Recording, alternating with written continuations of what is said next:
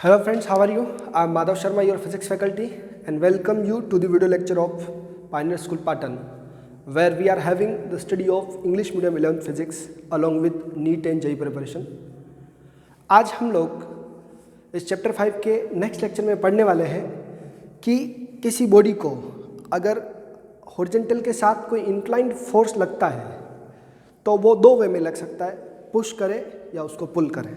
ठीक है, लाइक किसी लॉन रोलर है, कोई लॉन रोलर, एक एग्जांपल लिया है केवल आपके पास कि जो ग्रास के लिए एक रोलर यूज़ करते हैं लोग, तो अगर उसको पुश किया जाए तो इजी रहेगा या उसको पुल किया जाए। ओके, ऐसे ही कोई लोरी है जिसको पुश करना है या पुल करना है तो क्या रहेगा।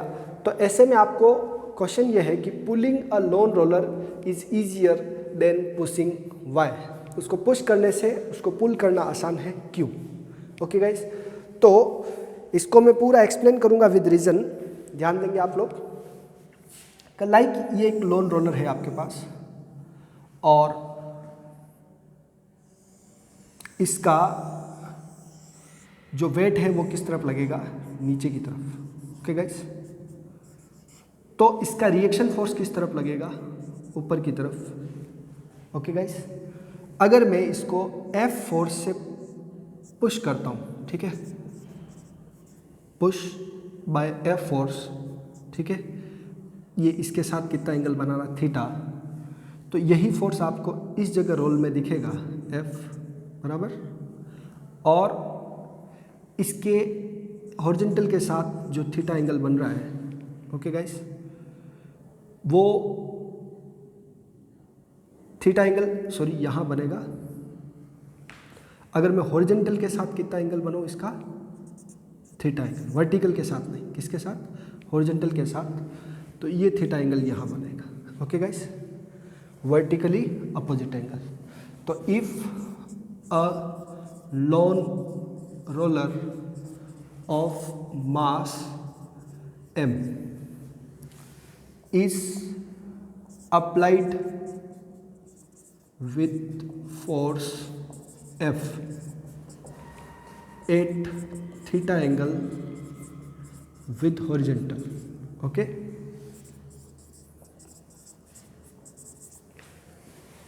तब आपके पास क्या होगा, ये हॉरिजॉन्टल के साथ इस फोर्स से अप्लाई किया आपने, तो इस F लाइन फोर्स के दो कंपोनेंट होंगे, एक तो होगा आपका F कोस थीटा और एक होगा आपका F साइन थीटा। क्या रहेगा, F साइन थीटा। हॉरिजॉन्टल जो थीटा जिसके साथ बनता है उस पर कोस कंपोनेंट और जिसके साथ थीटा नहीं बन रहा उस पर साइन कंपोनेंट। इस रोलर का जो फ्रिक्शन लगेगा वो F, जैसे रोलर है तो उसका फ्रिक्शन अपन F, क्योंकि ये मूव कर रहा है तो काइनेटिक फ्रिक्शन ले लेते हैं F ऑफ K, जो भी उसका फ्रिक्शन रहेगा उसको F ऑफ K ले लिया। तो इस रोलर का जो मोशन रहेगा वो किस बात पे डिपेंड करेगा, वो जो भी इसका अगर एक्सेलरेशन है या नहीं है, ओके, या ये कांस्टेंट वेलोसिटी से मूव कर रहा है जैसा इसका है, तो यहाँ पर एक बैलेंसिंग कंसीडर की जाए। क्या की जाए, तो फॉर मोशन ऑफ रोलर के मोशन के लिए F cos थीटा रिस्पॉन्सिबल है और उसमें से क्या माइनस होगा, F ऑफ K। क्या माइनस होगा, F ऑफ K। तो इसका एक्सेलरेशन अगर a है, ओके, तो ma किसके इक्वल होगा, F cos theta minus F of K is equal to ma, बराबर। समझ में आ गया आप लोगों को। ये हमारे पास ऐसा रहेगा ये इक्वेशन। अब मैं बात करता हूँ, since F of K is equal to होता है आपका म्यू के R, ओके, यहाँ पर F ऑफ K क्या है, म्यू के R। तो हमारे पास सिंस R की जो वैल्यू है, इस जगह पर R की वैल्यू कितनी है, R बैलेंस हो रहा है इन दो कंपोनेंट्स से, F cos theta plus mg, F sine theta plus mg, F sine theta plus mg। तो ये हमारे पास हो जाएगा F of K is equals to F sine theta plus mg। ये इक्वेशन बना देंगे आप लोग और मल्टीप्लाई बाय क्या हो जाएगा, म्यू। ओके, थोड़ा सा मैं इसको प्रॉपर लिख देता हूँ कि एफ ऑफ के क्या हो गया आपका, F of K is equal to mu K F sine theta plus M ji. Okay guys, ये आपका इक्वेशन 1 मान लेते हैं इसको। ये एफ ऑफ के की वैल्यू डालेंगे तो एम आ जाएगा। Okay guys, now if lawn roller is pulled, if lawn roller is pulled with force F at theta angle, same चीज को हमने पुश किया, ठीक है, बराबर वैसे ही पुल करें विद हॉरिजेंटल, तो क्या रहेगा, ये आपका लॉन रोलर है। ओके गाइस, इसको सेंटर से हमने पुल किया ऐसे, जो इसका हत्था रहता है उसके मेथड से इसको अपन ने क्या किया, पुल किया। ओके गाइस, तो यहाँ पर इसका वेट कितना लगेगा, नीचे, इसका रिएक्शन फोर्स ऊपर। ओके, नाउ यहाँ पर ये जो फोर्स लग रहा है वो इस तरफ लग रहा है, तो इसके दो कंपोनेंट रहेंगे ऐसे। तो एक तो हो गया आपका क्या है ये, क्योंकि ये फोर्स इस डायरेक्शन में अप्लाई हो रहा है एफ, जिसका हॉरिजेंटल के साथ कितना एंगल है, थीटा एंगल है, तो ये थीटा यहाँ बन जाएगा। ओके गाइस, तो ये कंपोनेंट इस एफ होने की वजह से ये जो कंपोनेंट है वो हो गया आपका F cos theta. Okay guys, तो मैं इसको थोड़ा दूसरे तरीके से बना रहा हूँ, ध्यान देखेंगे आप लोग। ये फोर्स यही है तो मैं इसका यही रिजोल्यूशन कर देता हूँ। ओके गाइस, क्या है, ये लॉन रोलर है, इस पर ये फोर्स ऐसे अप्लाई हो रहा है।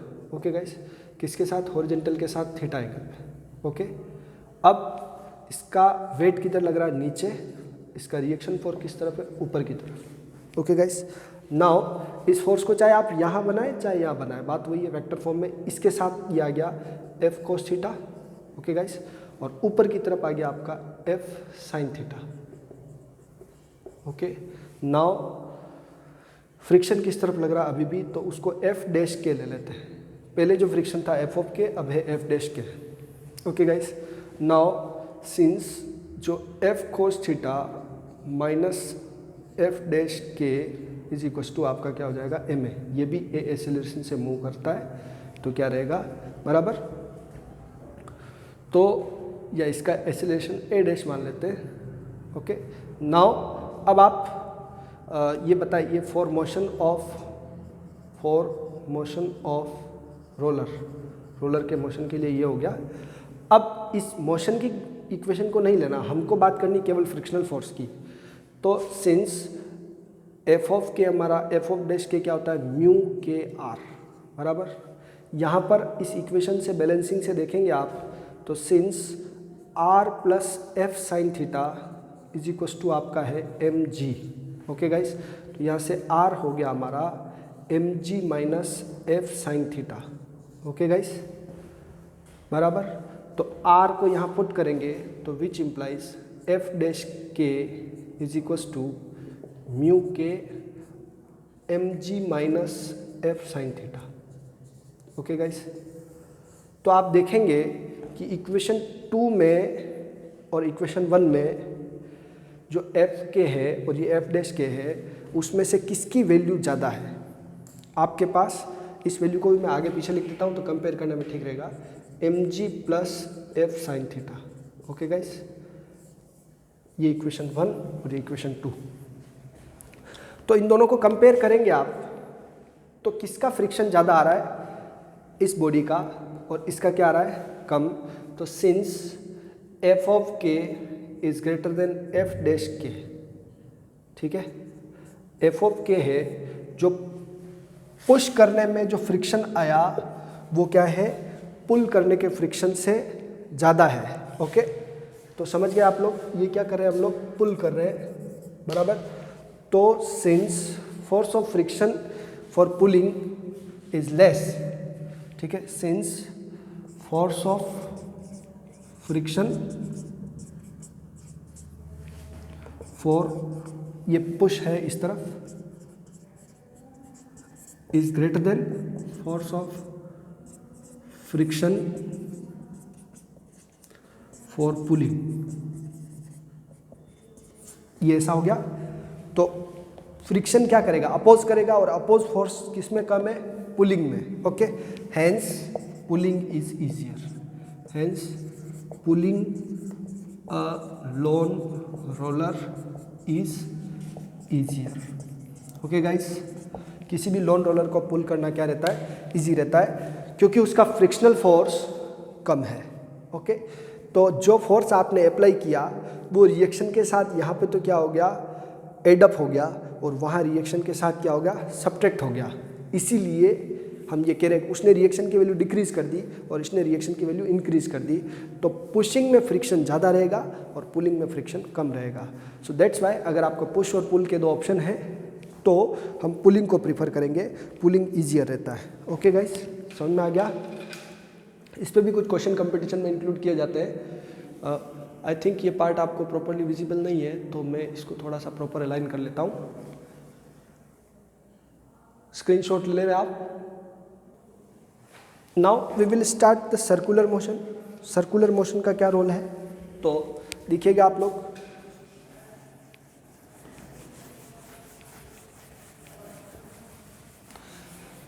चैप्टर 4 में आपको सर्कुलर मोशन समझाया था। सर्कुलर मोशन में सेंटर की तरफ एक फोर्स लगता है जिसको हम सेंट्रीपिटल फोर्स कहते हैं। ओके, वो सर्कुलर मोशन के 2 या 3 लेक्चर्स होंगे, उनको आप देख लें। तो सर्कुलर मोशन में सेंटर की तरफ लगने वाले फोर्स को क्या कहते हैं, सेंट्रीपिटल फोर्स। और सर्कुलर मोशन में बाहर की तरफ एक फोर्स लगता है जो एक तरह से एक्शन रिएक्शन को कंप्लीट कर रहा है, उसको कहते हैं सेंट्रीफ्यूगल फोर्स। क्या कहते हैं, जो सेंट्रीपिटल फोर्स के इक्वल ही होता है। ओके, सूडो फोर्स एक तरह से। तो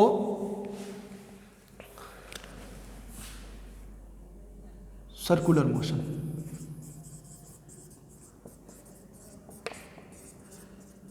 वहां पे भी आपको सर्कुलर मोशन पढ़ाया, यहां भी आपको सर्कुलर मोशन पढ़ा रहे, तो उसका सीधा कंसेप्ट ये बनता है कि यहाँ फ्रिक्शन को इंक्लूड करेंगे या लॉज ऑफ मोशन का जो कंसेप्ट है उसको इंक्लूड करेंगे।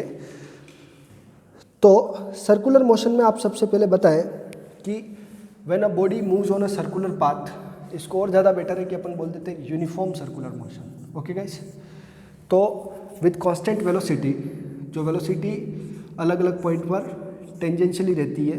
ओके गाइस, पहले आपको अच्छे से समझा रखा है। तो इसका सेंटर की तरफ एक फोर्स लगता है जिस फोर्स को हम क्या कहते हैं, एफ ऑफ सी कहते हैं। क्या कहते हैं, एफ ऑफ सी। और अगर इस बॉडी का वो सेंटर की तरफ अलाइन रहता है अलोंग द रेडियस। ओके, तो अगर इस बॉडी का मास कितना है, एम, ठीक है, तो हम लोग ये कहते हैं centripetal force F C is equals to M V square by R. Okay, और इसका डायरेक्शन ये किसके और इक्वल होता है, एम आर ओमेगा स्क्वायर किसके इक्वल होता है, एम आर ओमेगा स्क्वायर के भी इक्वल होता है। ओमेगा क्या है, एंगुलर वेलोसिटी। ओके,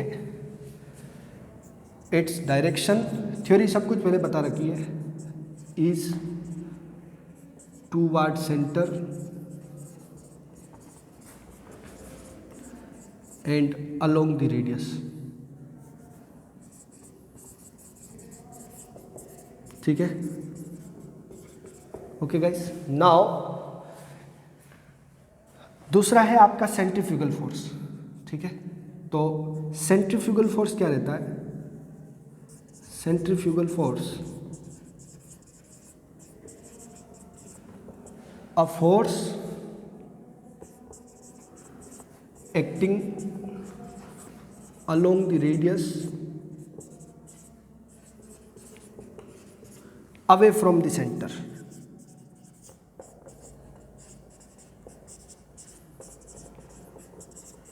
ठीक है, यानी कि इस बॉडी पर बाहर की तरफ लगने वाला जो फोर्स है वो आपका सेंट्रीफ्यूगल फोर्स कहलाएगा, जिसकी वैल्यू इसी के इक्वल होगी। ओके, जैसे हम ग्रेविटेशन पढ़ रहे हैं तो ग्रेविटेशनल फोर्स जो है वो आपका सेंट्रीपिटल फोर्स बन जाता है। जब हम लोग इलेक्ट्रोस्टैटिक पढ़ेंगे 12th में, तो इलेक्ट्रोस्टैटिक फोर्स, कोई बॉडी अगर सर्कुलर मोशन में जैसे इलेक्ट्रॉन रिवॉल्व करता है न्यूक्लियस के चारों तरफ, तो उसमें इलेक्ट्रोस्टैटिक फोर्स जो है वो आपका सेंट्रीपिटल फोर्स बन जाएगा।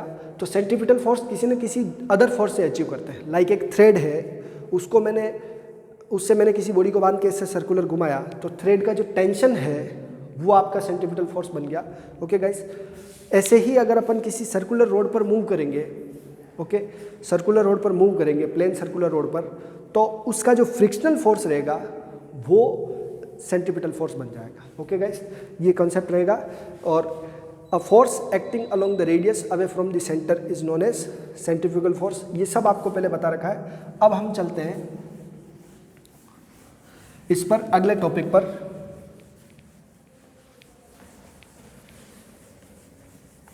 जिसमें मैं फर्स्ट ले रहा हूं बेंडिंग ऑफ साइक्लिस्ट। क्या ले रहा हूं? Bending of cyclist.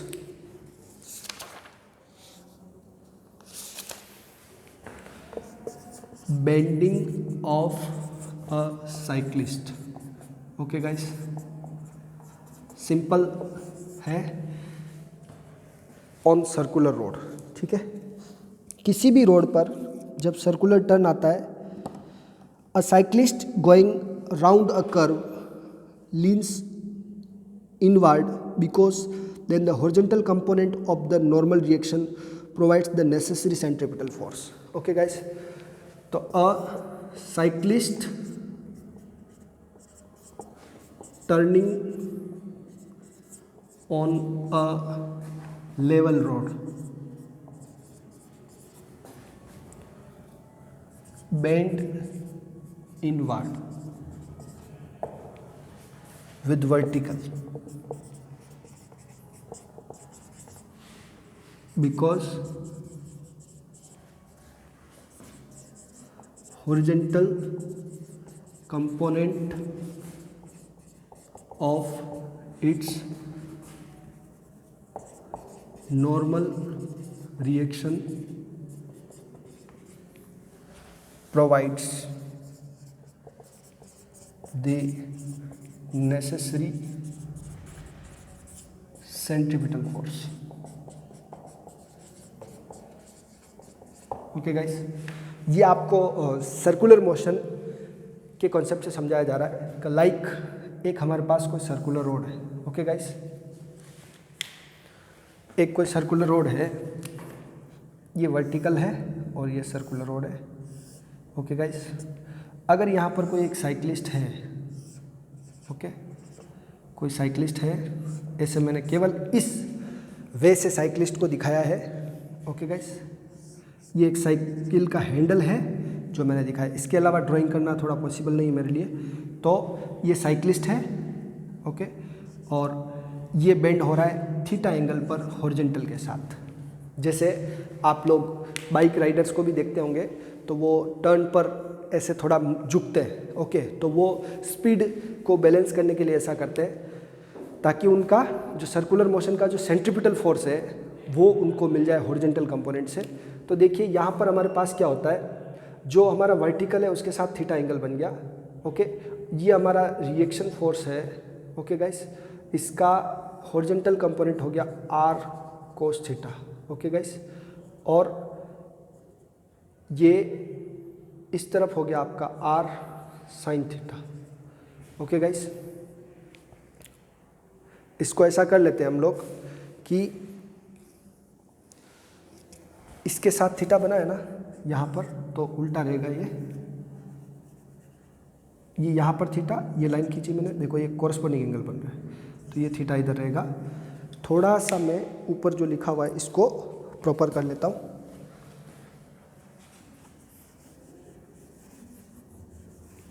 नीचे ले लेते हैं इसको इस तरीके से, ये वर्टिकल है आपका। ओके गाइस, अगर ये साइकिल बेंड होती है ऐसे, जो सीधी चल रही थी खड़ी वो थोड़ी टेढ़ी हो गई, अगर साइक्लिस्ट बेंड हो गया, इसका थीटा एंगल है। तो जो पहले इसका रिएक्शन सीधा रहना था उसकी जगह अब ये ऐसा हो गया। ठीक है, यहाँ थीटा एंगल है तो यहाँ पे भी क्या रहा, थीटा एंगल। ओके गाइस, अब इस आर के दो कंपोनेंट हो गए, इस तरफ हो गया आपका आर कोस थीटा, ओके, और इस तरफ हो गया आपका R sine theta. Okay guys, अब इसका वेट किधर लगेगा, नीचे। तो सिंस by equilibrium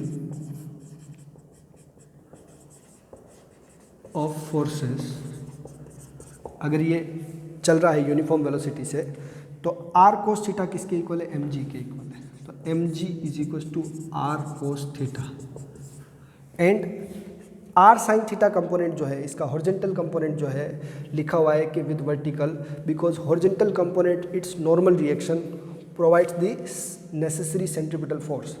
तो हम ये कह सकते हैं कि आर साइन थीटा जो है वो किसके इक्वल है, M V square by R के इक्वल है। ओके गाइस, मतलब इस रोड का फ्रिक्शन अगर अवॉइड कर रखा है तब ऐसा है। ओके गाइस, नाउ साइक्लिस्ट इसीलिए बेंड होता है ताकि उसको सेंट्रीपिटल फोर्स उसके साइन कंपोनेंट से मिल जाए। Now equation 2 divide by equation 1। Okay guys, तो R sine theta divide by R cos theta. Okay, और ये आपका हो गया M V square by R, और साथ में क्या हो गया, एम जी, ये कैंसिल, और ये आ गया आपका V square by R G, और आर से आर कैंसिल, ये आ गया आपका टेन थीटा। ये जो है v square equal to r ji tan theta, और v is equal to root over R G tan theta. Okay guys, ये है उसकी maximum safe velocity, maximum safe velocity for bending of cyclist.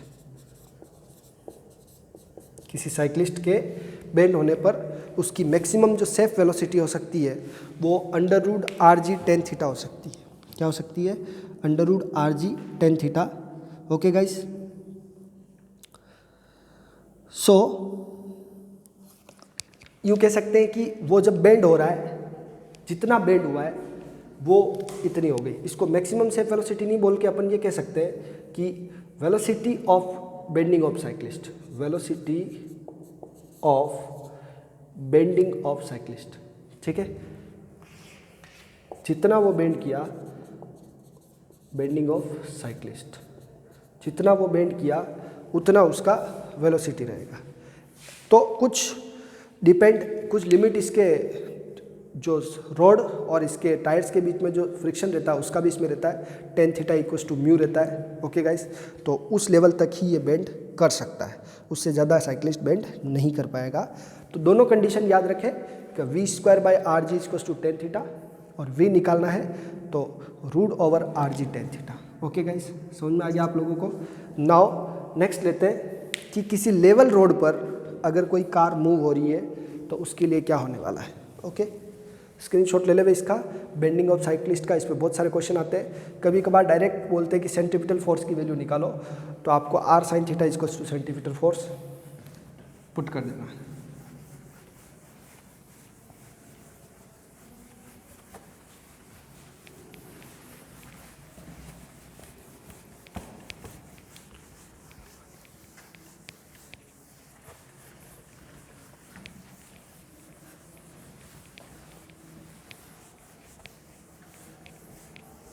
Now, motion of a car or vehicle on a level road। ठीक है, motion of a car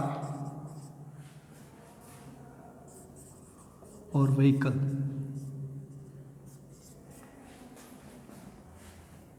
on a level circular road।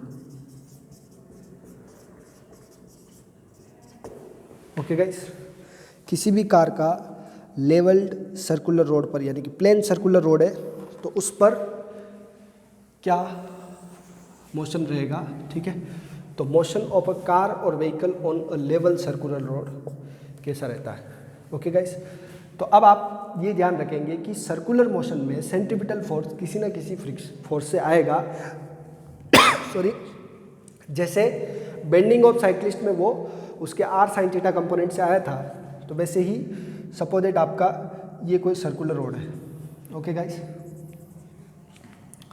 यहाँ पर कोई car running है। अब car practically या 3D पर बनना पॉसिबल नहीं रहता है, तो मैं कह देता हूँ ये कोई बॉडी है जो इस पर मूव हो रही है। ओके गाइस, तो इसका मोशन जिस तरीके से है तो इसका mg किस तरफ है, क्योंकि लेवल रोड है तो वेट नीचे, रिएक्शन फोर्स ऊपर, और ये जैसा इसका सेंटर से इसका जो डिस्टेंस है वो कितना है, r है, जिस सर्कल का ये रेडियस है वो कितना है, r है। ओके गाइस, तो सेंट्रीफ्यूगल फोर्स बाहर जाएगा तो इसका फ्रिक्शनल फोर्स किस तरफ लगेगा, इसके टायर्स के अलोंग और रोड के साथ इसका फ्रिक्शनल फोर्स F अंदर की तरफ लगेगा। Okay guys,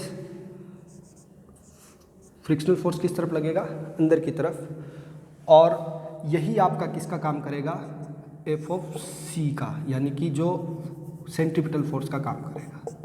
okay guys, now क्या करना हमको कि if a car of mass m is moving on a level road, ठीक है, ठीक है, on a level circular road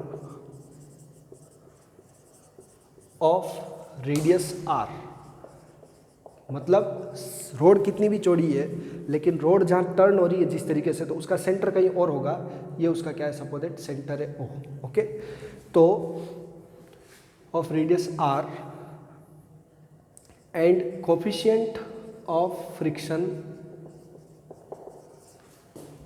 friction is mu s ले लेवे चाहे म्यू ले लेवे, जैसा आपको ठीक लगे। ओके गाइस, तो इसका मास कितना है, m। प्रैक्टिकली आप ड्राइंग देख सकते हैं बुक से, यहाँ कार बना देंगे और वो कार इस तरफ से आ रही v वेलोसिटी से। If velocity of car is v, then आपको क्या कहना है कि centripetal force is equal to frictional force, ठीक है, बिटवीन कार एंड रोड, ठीक है। तो mv स्क्वायर बाय r वो किसके इक्वल होगा, म्यू एस आर के, किसके इक्वल होगा, फ्रिक्शनल फोर्स क्या होता है, म्यू एस आर होता है।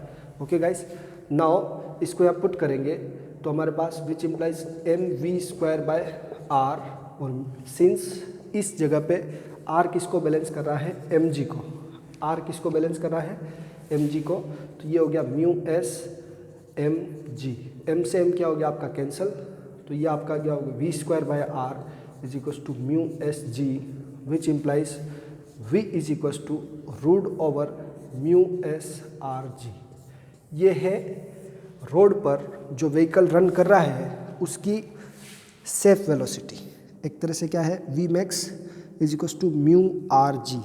म्यू एस नहीं पुट करेंगे तो आप म्यू कर देवे, ताकि आपको वो जो स्टैटिक और काइनेटिक का ऐसा प्रॉब्लम नहीं रहेगा, ठीक है, केवल म्यू पुट कर देवे ताकि वो आपको जो कन्फ्यूज़न रहता वो भी नहीं रहेगा।